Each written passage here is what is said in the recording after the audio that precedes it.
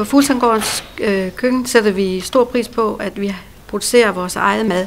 Vi producerer en del af kosten til beboerne her på Fuglsanggården ude i det store køkken. Det vi især gør, det er, at vi producerer, at vi laver mad til, når der er fester her. Vi bager også til dem. Vi bager selv rugbrød, og vi bager selv vores grovbrød og rundstykker og alt muligt. Og vi er nu begyndt at gå over til en del økologisk mel. Alle vores grøntsager, dem ordner vi fra bunden af. Altså vi skræller alle vores gulerødder selv, og vi ordner alle vores hvidkål og snit og gør ved, så alting er frisk. Og vi handler med vores lokale grønthandler, og vi handler også, når vi får fisk og sådan noget, så er det også nede fra den lokale fiskmand.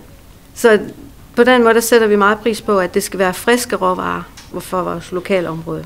Hver morgen, når vi møder ind kl. 6, så har vi sådan lige en lille dialog omkring, hvad der nu skal ske i løbet af dagen, ikke også, og hvem der gør hvad og sådan noget, for at fordele arbejdsopgaverne, ikke også. Og der snakker vi selvfølgelig også menuplanen, som vi skal lave, men ellers så kører vi med 4 ugers planer, som er fastlagt. I morgen der skal vi så have ældrefestival, og der skal vi så lave en grillbuffet, hvor vi har fået en rigtig stor grill, så der skal vi grille nogle svinefiléer, konningmarinerede svinefiléer, og nogle kalkunbryster, og så nogle pølser. Først så skal de have noget tunmus og noget krabbesalat, og så skal de så have noget forskellige slags salater til det kød der, og så skal de så have hjemmebagt brød, og så skal de slutte af med en marcerinkage med frisk frugt på.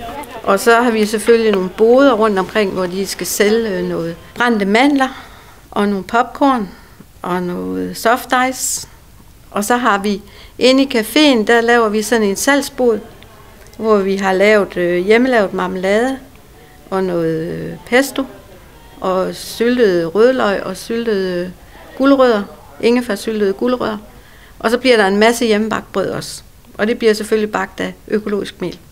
Det er sådan noget en dag, vi ser frem til, fordi der kan vi jo få lov til at lave tingene helt fra bunden af, ikke også? Altså normalvis så har vi ikke så meget tid over i det store køkken til at stå og lave marmelade og sådan noget, men det vil vi rigtig gerne. Men det tager lang tid, men så har vi så muligheden for at få lov til at lave det på sådan et tidspunkt.